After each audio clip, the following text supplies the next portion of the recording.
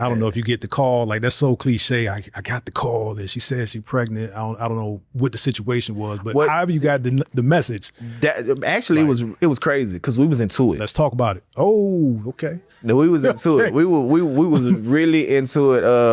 I can't remember what we was into it about, but like we was definitely into it, and she was supposed to be leaving. Yeah, she was supposed to be leaving. She said she was moving to Houston and stuff like that, you know, for her job. Leaving, gone.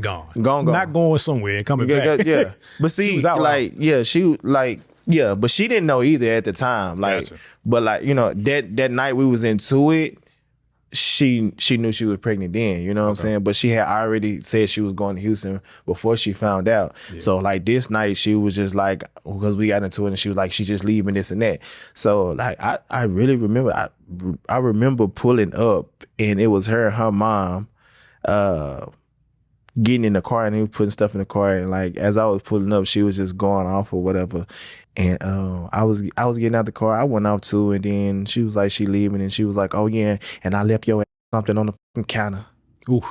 So I get up there, and it's a whole pregnancy test, and it was like let's make this work. Don't leave, don't go nowhere. That was your position. Yeah. Once I found out, like I'm finna have a child.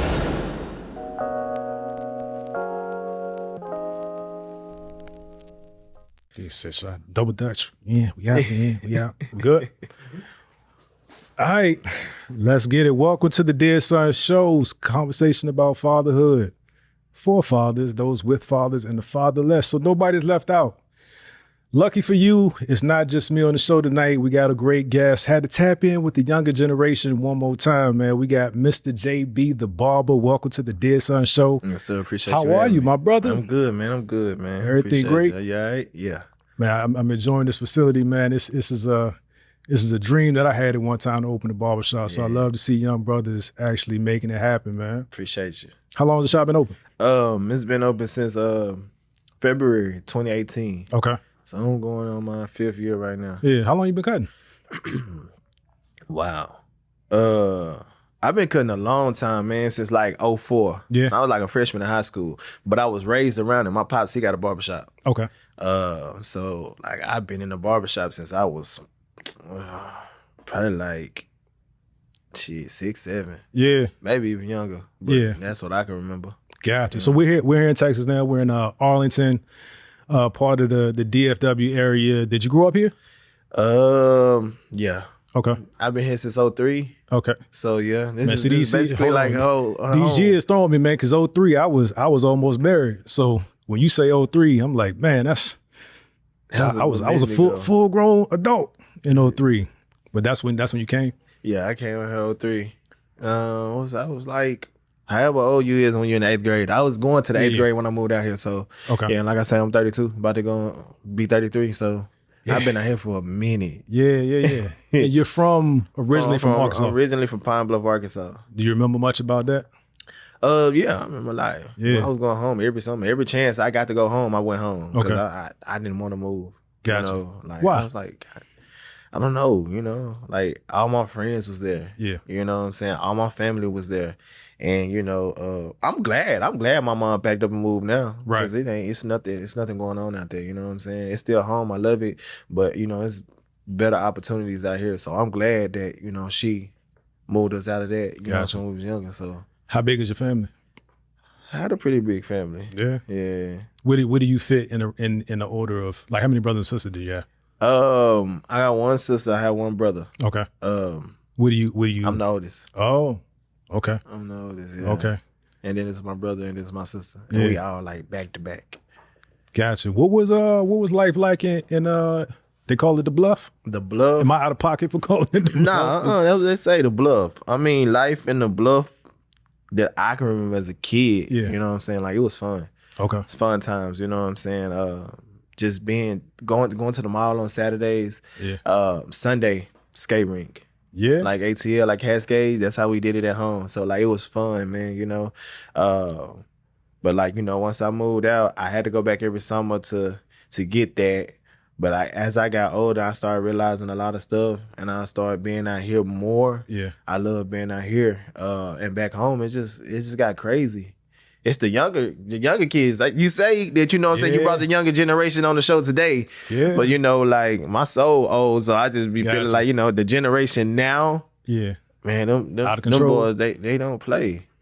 You know? What was the transition like when you came out here 8th grade? That's kind of like, I remember 8th grade, and the transition for me, that I didn't necessarily move, but I started going to public school in 9th grade. Yeah. Like my parents were very religious, and they were trying to scrape and make sacrifices to put me in Christian schools, small Christian schools, and then I went to public school and lost my mind. So the transition. So what? This is like my first time ever saying this in an interview. What a lot of people don't know is I left Arkansas in 99. Okay. I was 10. I moved here in 03. So the 3 years in between, I moved to Nebraska. What was that like? People don't know, man. So growing up in Pine Bluff, it's just it's just the hood. It's nothing but black people. You know what I'm saying? It's just the ghetto. You know what I'm saying? Yeah. Like I said, it's home. I love it. That's all I knew. You know what I'm saying? From growing up, and we moved from there to Bellevue, Nebraska. I was the only black kid in my class. So Bellevue, I know because that was where my grad school was. Oh, okay. Bellevue University. Yeah. When I was pursuing grad school. That's the only thing I knew about Nebraska, and the only reason I had to know anything about Nebraska. Yeah. But what were those 3 years like? That sounds like a big shift. It was a big shift. Like I said, I was the only black kid in my class, man. I was like, okay, you know what I'm saying? I stayed, we stayed in Bellevue, but like we ended up moving to Omaha. Gotcha. And then at this time, man, there was no black radio station. So like, you know, I love music. I do music also, you know what I'm saying? So at this time, I was able to learn like the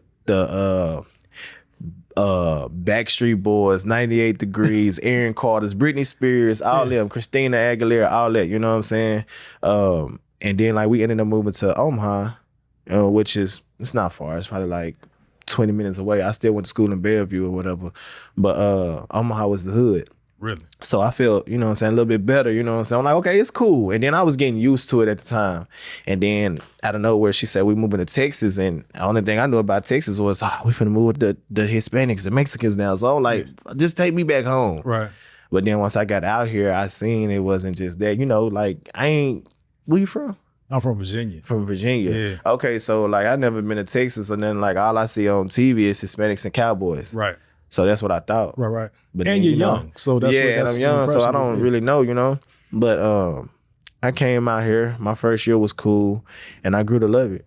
I love it, bro. Like this is like I said, this is home. I'm so glad we came here. Yeah, I'm glad too, man, because I think I mentioned before we got on camera, I got 5 kids, right? And we moved around because of my job like every couple of years. Even if we didn't move out of a city, we would move into another house. So it was another school system and all of that. So the joke was my kids are from nowhere. Yeah. So this is kind of home for them, and I'm glad to see them settle. And I like the pace of it. I want to go back to something you said though. You said when you moved to Omaha, that was more like the hood. Yeah.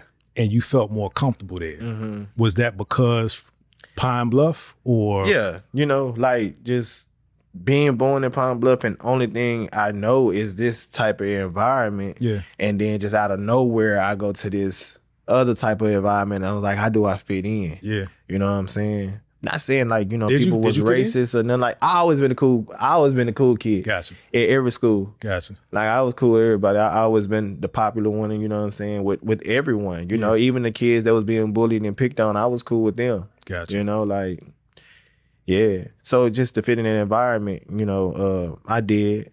And then I had a couple of issues. Gotcha. You know what I'm saying? But that was cool. So when we actually moved to Omaha, we moved to like the hood part of Omaha. So like I went to school still over here, but like when I came home, I got to go outside and play with my, you know what I'm saying, my homeboys. And it was cool, you know?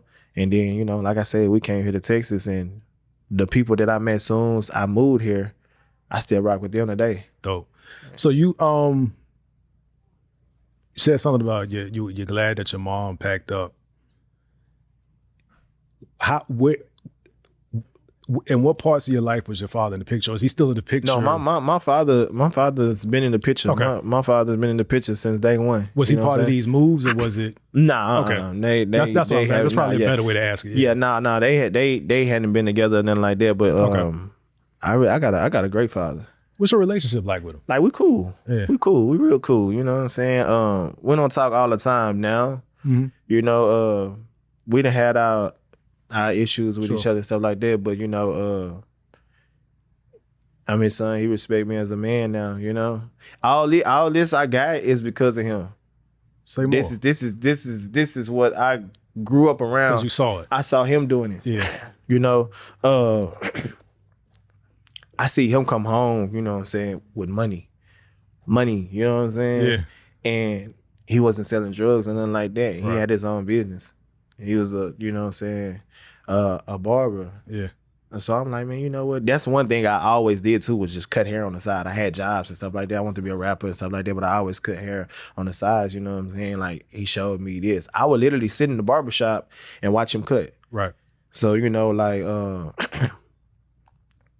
me growing up, I'm like, okay, I can get money in a barbershop and not be in the streets because I seen my pops do it. So let me take that route. Yeah. So yeah. So you said he respects me as a man, and I understand that. Like, me and my pops can't. Like, I don't have any dramatic story. Mm-hmm. I was a teenager. I didn't like the rules. I was ready to get out. I got out, did my own thing, and realized that I probably should have listened to him a little bit early in life. What was that process like? Was it a process for him to respect you like a man? Was there a period where maybe you were just kind of doing your own thing and y'all to see eye to eye? Because that's kind of my story. But yeah, what want to say, what was like, it like to come into that respect as a man and to have that relationship man to man? I want to say, I was in college. I'll say I was in college when we first actually got into it. Okay. Like, I never got into it. Like, we got into it, you know. But I was a kid. There was a lot of stuff I still didn't understand and nothing like that. You know what I'm saying? And he tried to tell me, but you know, I don't want to listen. Yeah. You know. But you know, now that I'm where I'm at, you know what I'm saying, I appreciate all that. Yeah. What was the most expensive lesson you had to learn that you probably could have avoided if you listened to your father? Not money, but like the most like impactful. I don't think I just really had one. Okay. I wasn't really off the chart. You know what I'm saying? Like, going the wrong way, and then like he tried to. Yeah, nah. I was always good. I was always a cool kid. You know what I'm saying? Level headed and stuff like that. I ain't getting in too much trouble. Gotcha. You know, I just I was in the streets, and he didn't want me in the streets like that. He was like, you need to. Oh, and he pushed me to be my own boss, though. Okay. You know, his grandfather was his own boss. You know what I'm saying? So I think that just runs in the family. I'm gonna push my daughter to be her own boss. You know? So yeah. So you said you was always good. Yeah. You said you was in the streets. Yeah. What did the streets cost you? I went in the streets, like, as far as like in the streets. I'm talking about in the streets, like, just want to go kick it, go, you know what I'm saying, go have some fun and stuff like that, instead of trying to make some money or do something for my future. You know what I'm saying? I was just living in the moment. Gotcha. And I feel like all kids is, you know what I'm saying, at the time or whatever. But that's a very enjoyable part of life, man. As long as you don't get out of those bounds, as you were talking about, right? And sometimes it's not us that takes us out of bounds. Sometimes it's the people that we hang around, environments that we put ourselves in. When did so you said you were in college? What was college life like for you? My college life was party. That's all good wasted. Yeah. So like, I went to class, but I didn't go to class. You know, do you remember your first semester GPA? And I give you mine, so it don't sound like I'm coming at you. No, I can't. I really can't even say that. Mine started with the point, not digit point something. Yeah. It was 0 point. The other numbers, and I don't remember the other numbers. Yeah, I don't even think I went to class or nothing. Once I got my little refund check, I was gone. That's the story. Like I got my little refund check. I was gone. It was just party. I didn't even stay on campus. I had, you know how like, you know, they had like those apartments. Yeah. For like college students. I had one of them. So I ain't have no curfew. Yeah. I didn't have to sneak no girl in my dorm or whatever. I had my own spot. Yeah. Yeah. So like I said, when I got the refund, I'm like, all right, I'll let y'all. Gotcha. You know. And it forced me to go to barber school though, because I needed to find something to do in my life. My mom was like, I need to do something.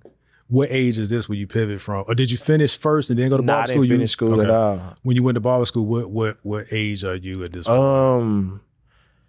I went to barber school at the age of, I want to say I was 20. 20? Yeah, I was 20 when I went to barber school. And you were essentially on your own at this point? Or No, were you still I was still at home with mom. Okay. Yeah. All right. Barber school, what was that process like? Barber school was cool. It's cool, man. But out of my class, I think I was one of the ones, it was two of us. And he actually worked here with me today. We started barber school in 2010. Okay. And usually it take you up, the fastest you can do barber school is like 10 months. Okay. The longest like right of the year. Okay. Me and him did like 2 years in there, you know, but it was like a money situation stuff, you know what I'm saying? Gotcha. We couldn't do it, but then we came back at the same time, and I think I finished like 2 weeks before him in 2012. Gotcha. Yeah. Gotcha. And then, so from that point, I went and I worked at a shop in DeSoto. Okay. The shop that I worked in DeSoto, it was called Heads Up, and it was the owner of that shop. It's crazy. The owner of that shop, he used to work in my dad's shop back in Arkansas. So he been knowing me since I was like a kid. Gotcha. So, you know, he allowed me to come in and, you know, get my clientele up. Like with Boo Friend, he looked out for me on Boo Friend and stuff like that. I didn't have to pay so much, you know what I'm saying? Yeah. And I worked there for a couple months until I went and I passed my test. So I stayed in Arlington, but I would drive to DeSoto. Gotcha. So once I passed my test, I ended up coming over here to Arlington, to the shop. It was called Wig Splitters. Okay. And the owner of that shop, he was in barber school with me too. Yeah. And my homeboy that I've been knowing that worked with me now, he was at that shop. So like I already knew everybody in that shop. And I was there for like 5 years before I got mine. I gotta tell you, man, like we were talking with first, before we started rolling, like when I moved here, I had the worst experience with barbers, man. I was trying to pay so that I could be a priority. Other than them just not understanding that, I couldn't develop that rapport. The cuts was trash, man. I thought all Texas barbers I was shook, man. Like I was just giving myself take the one guard back. Yeah. Because that was a better situation. Murder one. Just go, better situation to the barbers. What do you think kind of separates you? Number one, is that off? Like, I mean, are most of the barbers out here trash? And I don't know if you can say that, but I mean. Nah, you know what? Nah. It was a bad situation. I really don't pay attention to a lot of barbers out here. Like, especially, I mean, you know, now being a shop owner, like, so yeah, I take that back. Now being a shop owner, like when I do look for barbers, I go look at their cuts or whatever. But I don't see too many that's trash. Gotcha. No, like this. Oh yeah, my shop, man. Like when people come see my thing is this right here. Like, let's say for instance, you came to the shop.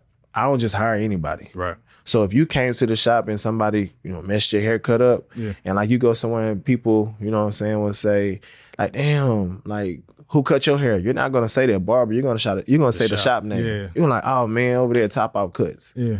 And then, you know, that was just that one barber that, you know, said made it bad for all of us. Right. So my thing is like every barber in here can cut. And I made sure that before, you know what I'm saying, I let them come cut in here. So if you come in here, you can sit in anybody's chair. Like, we go by appointments. Yeah. If I'm out of town and you really need your haircut, I can say, hey, go sit in Ghost chair. Go sit in Sweet T, Dre. Right. You know what I'm saying? Go sit in anybody's chair in there, Key to We. You know what I'm saying? Everybody got you. Gotcha.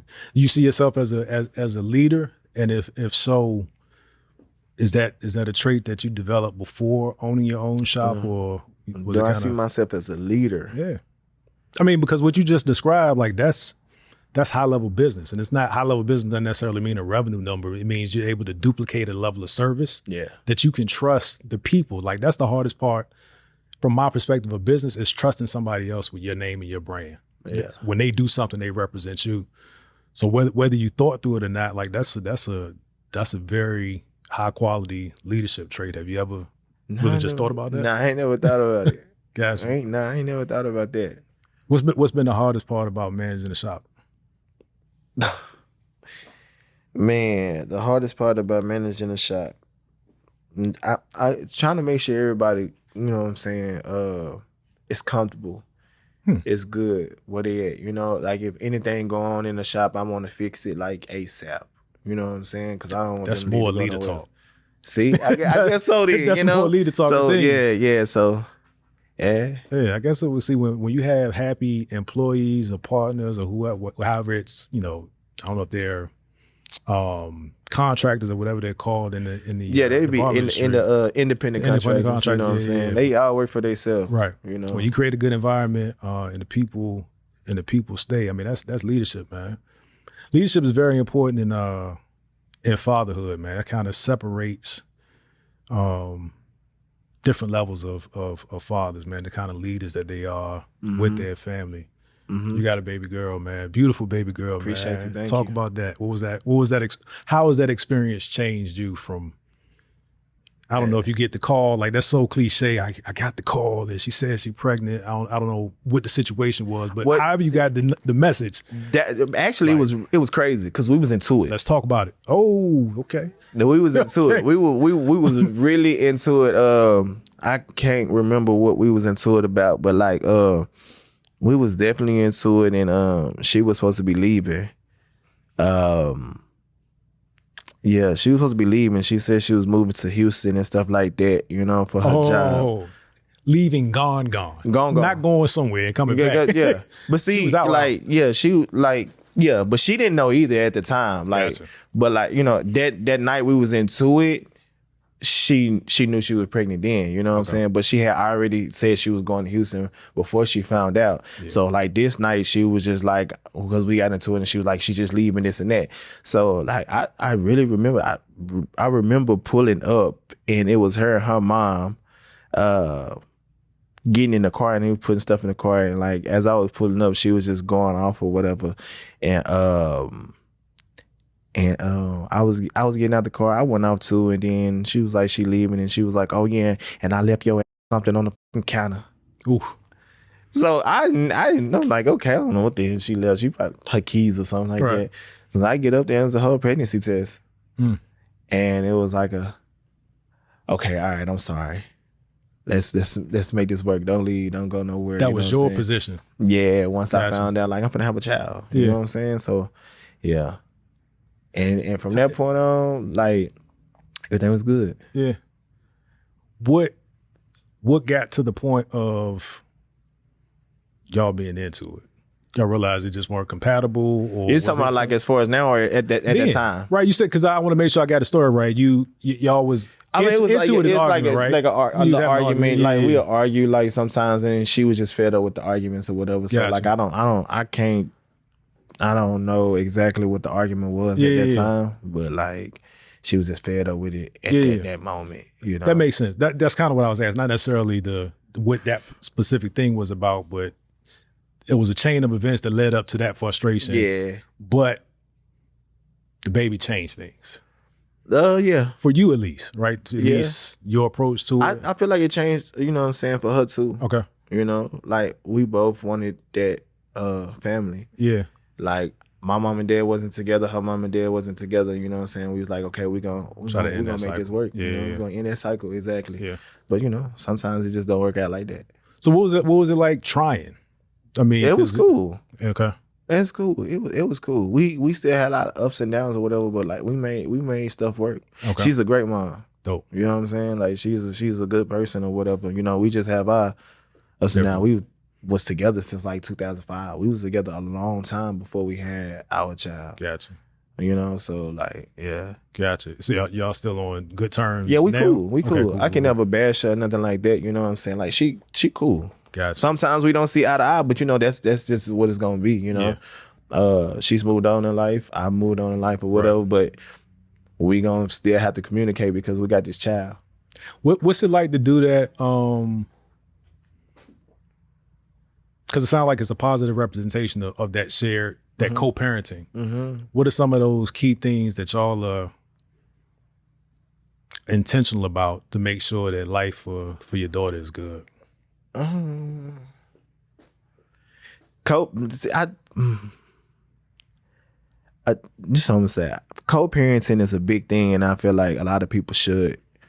That's not what their baby mom or baby father, like, they need to get a hold to that man and do that well. Yeah. They don't know how to do it. They just want to argue and stuff because one is mad that they're with this person, that person, and it's not even about that. Right. It's about your child. Yeah. You know, we communicate well. That's the only thing we ever talk about, you know? Is I show so much respect to her, you know what I'm saying, for being the mother of my child, you know what I'm saying, and vice versa, you know what I'm saying, and like that's all it should be, you know. That's super important, man. Because respect tends to go out the window quick when somebody's not happy about the situation, right? And even if you're not happy about how it ended, to have that level of maturity to be intentional about making it work, I salute that. Yeah, I definitely salute that. And like that. I said, everything is like cool. Like I'm not on no papers,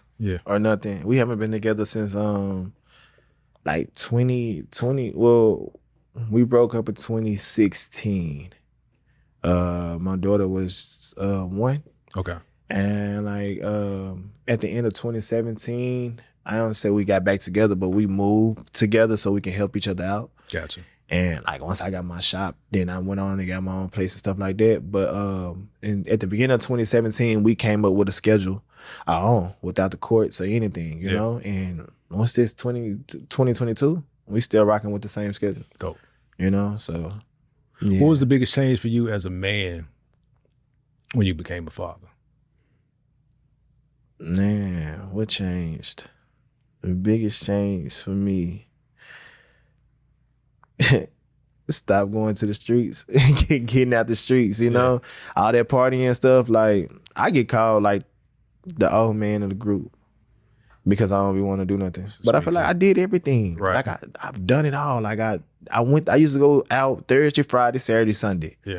You know? And to the point like I go out every once in a while now and I still see the same people I seen when I was a kid. Right. You know what I'm saying? It'd be a lot more younger people in there now, but like I still see like a lot of people and I'd be like, you know what? I just want to travel. Yeah. That's all I want to do. I don't want to do nothing else. But yeah, just getting out the streets, you know what I'm saying? That was my biggest thing. And becoming a business owner. Yeah. I told T, the guy that went to barber school with me, I said, bro, I need to get my own shop. I said, I need to get my own shop, you know what I'm saying? And I got my daughter and stuff. I need to get all this stuff together. I need to stop playing because I'm not living for me no more. Right. You know what I'm saying? Well, not just me, you know what I'm saying? Yeah. I was like, I'm gonna say this. If I don't have my shop by Christmas, I think it was like October, I told him. I said, if I don't have my shop by Christmas, I failed my daughter. I found the building before Christmas. Yeah. And what's crazy, that person was racist. They was racist as hell. The person that had the building? The person that had the building. Mm-hmm. So my government name, you know, they don't say it, but my government name, when you hear my government name, like, you know, you don't know what you're gonna get. So everything was cool. Yeah. You got a neutral. Yeah. You got a neutral name for sure. Everything was cool until he seen me. Wow. When he seen me, all the tattoos and stuff like that, you know what I'm saying, my teeth or whatever. Yeah. Everything changed. Prices went up. Oh, it's gonna be hard to get in here now, this and that.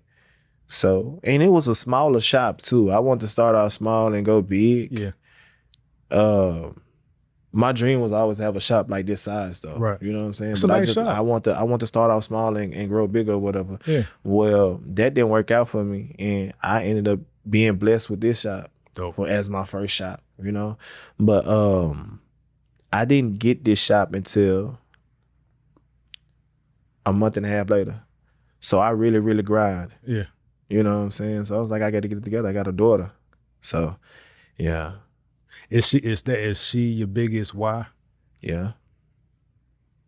What do you want her to understand about you as a father in terms of the sacrifices that you're making now so that she has the most opportunities? Because you never know what kids want to do, man. Yeah. From my perspective, and I'm not projecting this on you, like I came to a realization that I want to create opportunities for my kids, right? So that they can find their passion earlier in life than I did, and maybe try to, not even maybe, figure out how to monetize around something that they love so that that part of life is not so difficult. And you know what? I think she found her passion. Really? I think she found her passion already. And that goes, like, I'm an artist. Like, I do so much stuff. You know what I'm saying? Even cutting hair is an art. Right. You know what I'm saying? Music, art. Yeah. I know how to paint. I know how to draw. All like this came naturally to you? Yeah. Like, before we started, you know what I'm saying? About the shoes. Right. Customizing shoes and stuff like that. Like, I do all that. Her mom does all that too. So it's like she's at my house and she see me doing it, and she go home and she see her mom doing it. Right.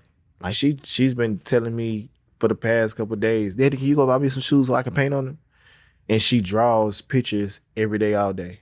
If I'd say if it was some paper and a pencil here right now, she probably would have drew y'all a picture and gave it to y'all. Like, she loved doing it. Yeah. So I feel like she found her passion with that. Like, she say, I want to go to an art school. Yeah.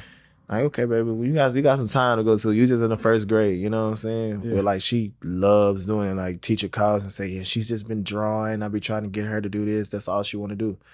So, what parts of you do you, other than that, what characteristics of you do you see in her that make you just be like, yeah, that's me? That's me. Yeah. Goofy, silly. Like, I like to have fun. Right. Like, you'll see, man. You see my Instagram. Like, I make like TikToks and the reels and stuff like that. Yeah. I really got that from her. But I've always been like goofy and stuff, you know what I'm saying, my whole life, like to have fun, like to make people laugh. Yeah. And like, that's me. Right. That's me all day. Is the TikTok thing a way that you and her bond? That's one of them, but we just bond. What they say, your first daughter is the female version of you. Yeah. That's yours like that? Yeah. She's she's everything. That's me. That is true. And like I think I told you I got 5, and I had girls first, and it made me so soft. Like, I was so happy. I was so happy for not the wrong reason. My son came along. Like, fine, I could be rough. I could, I could discipline him and all that, because I just couldn't. I can't beat my daughters. I just. Oh yeah, no, I can't do none of that. The only thing I could do that I've learned that I could just look at her. And see, that's the thing. And I raise my voice a little bit and she'll get right. Right. Like mine will start crying. They'll be so disappointed in themselves that they disappointed me. Yeah. If I look at them that kind of way, that they'll just tear up. I want to go back to music. I don't want to glaze over that, because I think that throws an interesting dynamic in your life. Even as a father, what has been your experience in music? Are you still passionate about it? Not as I used to be. And I can tell you like how I lost passion in it. I don't know if you see the mural. Did you see that mural over there? The picture on the wall over there. No, it's right there. It's a picture of my brother. This person I grew up with when I moved out here. He was killed March 14th, 2011. Wow. So I used to rap with him. It was a group of us, and we call ourselves Top Off. He came up with the name Top Off. So it still lives on. Yeah, oh yeah, gotcha. Of course. We started in 2008. It was fun, man. Like, late nights, just up rapping, making songs or whatever. And this is when we weren't going to studios. We had the mic in the booth in the closet. Right. You know what I'm saying? So, Fruity Loops, all that, yeah. So, And we made our own like little covers and stuff. We'll be up pressing shirts, like making shirts, going around, handing out flyers, doing like little parties and stuff with us rapping. It was fun, man. Right. It was really fun. We made like parodies. Like I said, I'm goofy. So I take a song and like I make like jokes, you know what I'm saying? Like just you know parodies or just making funny songs or whatever. So we did that, man. And I remember I was in the club. I was in the club and this person stopped me and they said, "Hey, I like that song that y'all did with the white boy in it." And the white boy, his name Bobby, Mr. 903. He can rap, he cold. Okay. You know what I'm saying? From here? He's from East Texas. Okay. But he was out here for the longest. He's a part of Top Off too. You know what I'm saying? That's my brother. So I was like, okay, big, you know? And then I remember calling JT, is my brother who was killed. I remember calling him. I was like, hey man, somebody stopped me in the club, man. We need to make another one. Right. So he was like, all right, then bet. And he was like, we can't do it today because I'm finna go to this taste testing thing for Pizza Hut. He was like, my mama signed me up to go do that, so I'm finna go do that, but we can do it later. Yeah. I was like, all right, bet. One thing he did tell me was like, finish barber school. He younger than me. He was like, man, just finish barber school. You know what I'm saying? The rap stuff ain't going nowhere. It's like, all right, bet, cool. And then I talked to him I talked to him then, and then like 2 weeks later, my sister was in the mall and she ran into him and Bobby and my other brother, Coom. And I'm like, y'all at the mall? Like, yeah, I'm leaving barber school right now. I said, I'm gonna meet y'all there. So as I was leaving out, somebody asked me to take them home. So I was like, I bet from barber school. I was like, yeah, I take you home, but it was the opposite way. So like once I took them home, dropped them off, I was like, I'm not finna go to the mall. I'm finna go home. Right. So I went home and they was at the mall shopping for a show that he had. So I'm like, I'm finna go home or whatever. So I went home, got up the next day, went to barber school again, and was gonna go to the show that night. This is the crazy part. This girl I've been trying to talk to for the longest. I'm talking about for the longest. She finally came around and she was like, what are you doing tonight? And I was like, I ain't doing nothing tonight. You coming over? Right. It's a net. So she was like, yeah. So I missed the show. I didn't go to the show. And he was killed that night. At the show? After the show. After the show. Wow. And I found out about it the next morning. After that, like the whole Top Off thing we had, it just died out. You know what I'm saying? Like I went and I finished barber school. But every year, March 14th and October 16th, which is his birthday, we all came together. Gotcha. Like all of us, we'll come together and we'll just do something on them days or whatever. And then like I think it was like 2017. It was before 2017. But 2017 is when we actually came back together and we made this Top Off stuff happen. Gotcha. And we be doing everything. Like you got What You Look At This. Right. You know what I'm saying? You got Lil Runny. Bobby, he does taxes and all that. He got his own office and stuff like that. He sells cars. Name too, the Top Off. Yeah. And then like I opened my shop, Top Off Cuts. You know what I'm saying? Like we just do so much stuff. Yeah. You know what I'm saying? So we keep that name alive and we keep him alive. Was that incident random, or was there something before that kind of led to? Not it went on. Not saying that he instigated. I don't want to know that. Yeah. But just was it a random act or was there some? It was just something stupid, man. It was just something dumb as hell. Like it was over $40. Wow. A Super Bowl bet. Wow. You know what I'm saying? It went on for like a month. Cause you know Super Bowl is like what? February, beginning of February, right? So it happened. It started then, and then he ended up getting killed March 14th. So like a month and a week later or something like that. Yeah. So yeah, it was just something real stupid. Wow. And you know, like he was really trying to avoid it. You know what I'm saying? He was like, bro, just. But I also heard, man, like when it's your time. like you just, you know, when it's your time, so you just, and like the stuff that we was reading, like when we was in court, like the stuff we was reading, Yeah. and he was saying, you know, I made my peace, like do what you gotta do, you know. That was his conversation to the He was, do what person. you gotta do, you know. He was never scared about Right. dying or anything, you know. How did that when you came, so you were doing music with him before that, Mm-hmm. took a pause, right? Yeah. After that, what was different about when you came back? So music. what brought me back was my my fam. He moved out here. He had this thing called Cash Kings Entertainment. And he was like, man, cuz come rap with me, this and that. I know you ain't did it in a minute. You know what I'm saying? I got this going. Cause like I used to go to Arkansas all the time. And like I just pull up at his house and he'll have a beat on and we'll just be in there rapping and Go stuff off. like that. So, you know, he was like, yeah,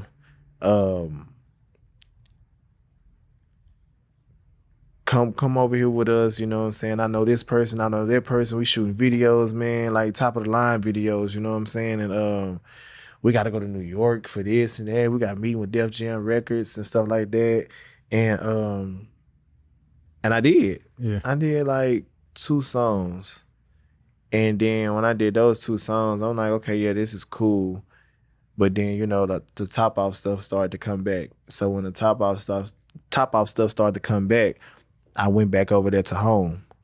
So okay, so you started rapping outside of that collective. Yeah. And then okay. And I went back or whatever. And then like when we started, I probably make a song or 2 a year. You know what I'm saying? Like I do it, but I don't do it. Now? At that time. Okay. Now because I got a buzz in it, you know what I'm saying? You hot?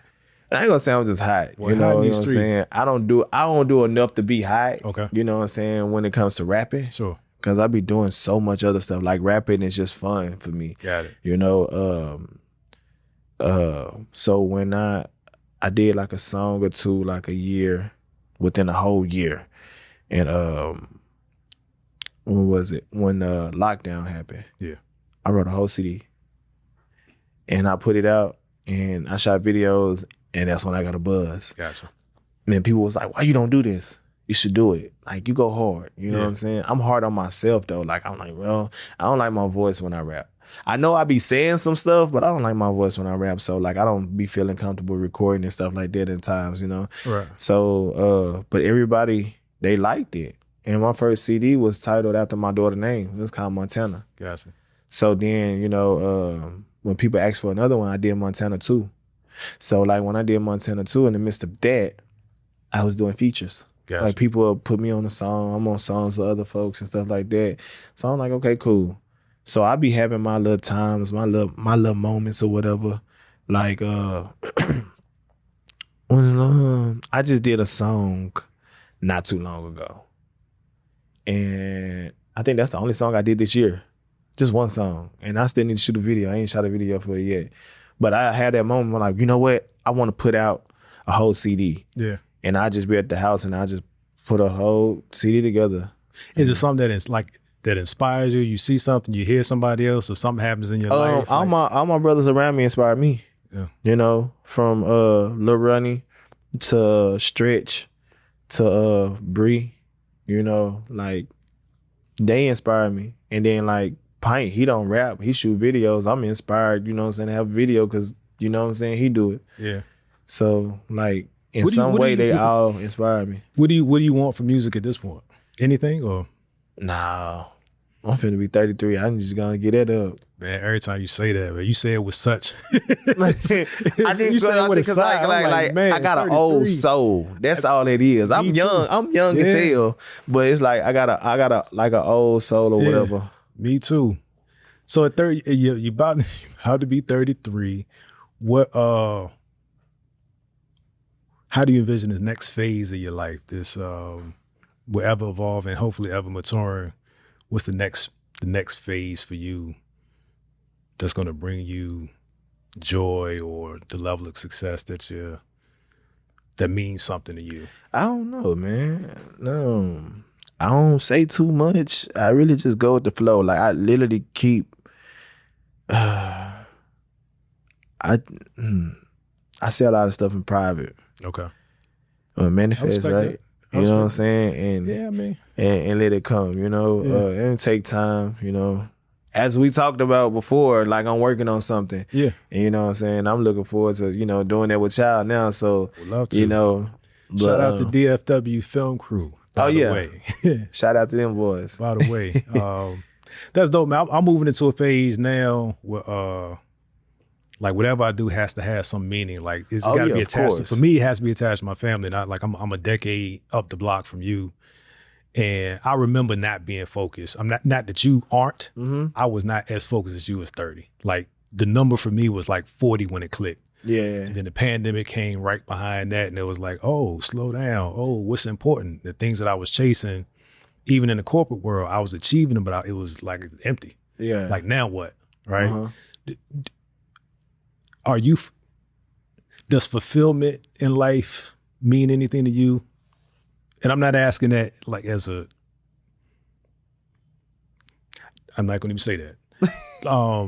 But I don't want to suggest that you're not thinking about that or it's not important to you. But like, what role does, when you're picking and choosing how you spend your time, whether you're conscious of it or not, there's a return on that time, right? And how important is it for you to spend time on things that brings you some kind of fulfillment in life, where you feel more complete as a person, if that even makes sense? It's important. It's very important to spend as much time on something that's going to, yeah, it's important. Yeah. I mean, but that's a different stage of life, because it's like there's the party, and maybe the thought process is that the fun is the return when you party, but then typically when you look back, you're like, it's a waste of my time. Yeah. Exactly. It's a waste right? of time. Yeah. So at some point, hopefully, you know, we become more conscious of, how should I occupy my time, man? I mean, it's dope what you're doing here to be a business owner as a young Black man, no matter how old your soul is, right? To have this, like, does this become a franchise, or is this enough? Or like, is this your way of pouring into other people, and then they go off and like the branches from the tree that you're creating, like those kind of things. If you, go ahead. Definitely trying to franchise. Yeah. Definitely trying to get that name out there. Yeah. Yeah. So, yeah. It's a smart way to think, man. If you could, resources aside, any constraints aside, next 5 years, what would that look like? Next 5 years, what would it look like? Yeah, not year over year, but 5 years from now, if resources weren't an issue, time constraints weren't an issue, you could just be whatever you wanted to be, what would that look like for you? Man, good, man. I'd be out of here. Yeah? I'll be out of here, man. 5 years without all, I'll be out of here. And every single last one of these barbers in here be out of here too. Doing their own thing? Yeah. And you have a new crop or? Yeah, so my whole thing, man, I want people to come in here, build their names. Like you work in top out cuts. Gotcha. But my thing is promote your brand. Right. Promote yourself. Yep. Because what I want to do is I want to get you to come in here and I want to groom you to become your own boss. Yep. And go out and get your own place. And I start over again. Yep. So I guess, leader. Yeah. It's funny how that all comes together. Yeah, I don't ever think of it like that, but that's definitely how I always wanted to be. Like every barber in here, I want them to leave and get their own shop. Not leave and go to another shop. Yeah. Because anything they ask me, I do for them. You know, I want to try my best to do it for them. That's leadership. And I said it before, that's leadership at a very high level, because some people think leadership is getting people to do what you want them to do. That's just the result of whatever your approach is. You can manipulate different situations, different scenarios, how you talk to people to get them to do that. But when you create an opportunity for them to find that fulfillment, whether it's working for you or elsewhere, that's leadership at a very high level. And when you create that environment, sometimes you might find that you got to push people like, yo, bro, or yo, sis, it's your time to go, right? Because they like the environment and they get happy. But when you can duplicate at that level, I think your franchise is going to be a no-brainer, man. I think that's super dope. Yeah. What we're gonna wrap it up, man. What is the most, if you're aware of it, what is the most misunderstood thing about you? What is the most misunderstood thing about me? Yeah. Like the example, right? You gave where there was and I'm trying to frame it and give you time to think about that. Like your name is neutral, but when the white owner or the white broker saw you, right, they had a perception because of what they thought about you or how you look. You say, like you said, the tattoos or what have you. Do you feel like there's anything that people just generally misunderstand about you? Maybe because you're so reserved or quiet, you reserve your thoughts for more private settings. I honestly don't know. Okay. I really don't know. Yeah. What's the most misunderstood? You know what? Next time, we probably do another one. Yeah. We'll probably do another one. So I have an answer for you. But you know what's really cool about that answer, because I believe you being genuine, is that you're not even, it's not even on your radar. That's not. You know what I'm saying? So I don't know. You doing your thing. You know? You busy being successful, not worried about what other people think. I definitely don't. I think that's a really dope thing, man. I feel like you get behind, man, and you don't achieve a lot because you're worried about what other people think. Yeah. You know? When did you learn that, though? Have you always felt like that your whole life? Yeah. I'm like the black sheep of the family. Yeah. I don't care what none of them say. Right. But I'm so successful. Right. You know? Yeah. If I care what a lot of people say or think about me, yes, then I probably wouldn't be in the position I'm in now. Yeah. Because I'd be too busy trying to make them happy and not myself. Yep. So, yeah. Stay on your own path, my brother. Yes, sir. I appreciate the time and your candor, man. For my listening audience, if you're on the audio platforms, make sure that you're following. Make sure you rate the podcast, rate this episode if you can. If you're on YouTube, what's good? I'm sure you enjoyed the visual experience. Again, shout out to DFW Film Crew, elevating the look, elevating the just the quality of the show. And if you're on Roku, right? If you didn't know, This Network is budding on Roku. That's the whole play, people. I'm putting the network together because I can, and I want to bring light, shed light on positive Black images, positive Black fathers and sons that are doing excellent things in the community, man. So you definitely qualify. He said he's going to be on again, so we're going to hold that to him. But for now, we appreciate you guys. God bless you. Peace.